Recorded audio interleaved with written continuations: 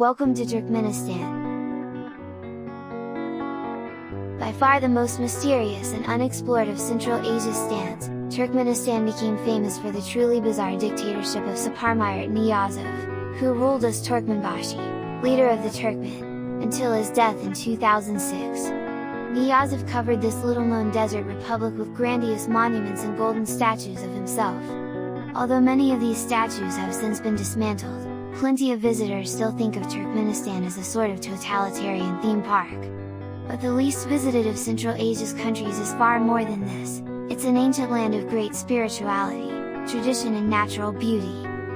The ancient cities of Merv and Konya-Urgench inspire visions of caravans plodding along the ancient Silk Road, while the haunting beauty of the Karakum Desert and other quirky natural phenomena are equally mesmerizing. The full Turkmen experience is ultimately about mingling with the warm and fascinating people themselves, whose hospitality is the stuff of legend. Welcome to Ashgabat!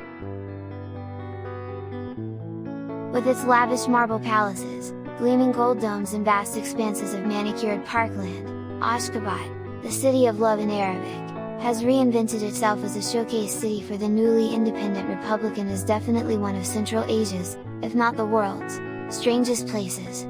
Built almost entirely off the receipts of Turkmenistan's oil and gas revenues, the city's transformation continues at breakneck speed, with whole neighbourhoods facing the wrecking ball in the name of progress, and gleaming white marble monoliths springing up overnight like mushrooms.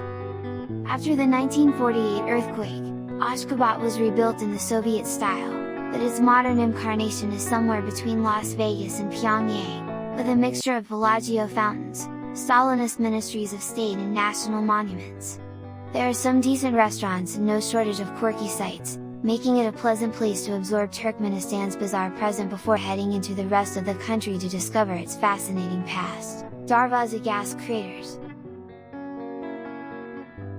One of Turkmenistan's most unusual sights, the Darvaza gas craters are the result of Soviet-era gas exploration in the 1970s. The three craters are artificial.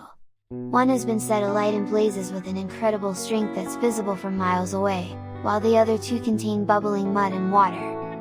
There have been rumors for years that the burning gas crater will be put out to enable gas exploration in the area, but it was still burning in 2017.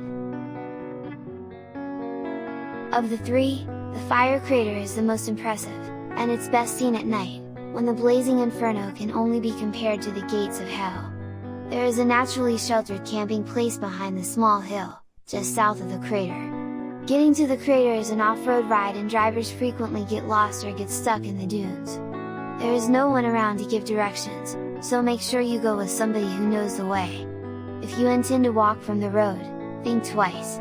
While the walk only takes 2 hours through the dunes, you'll have to spend the night here, as finding your way back to the road without the reference of a huge burning crater is very hard.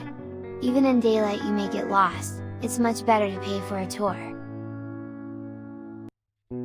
There are no hotels in the area, but most of the chaikhanas that line the main road just north of the turnoff to the crater offer beds for the night, provide meals and even sell petrol.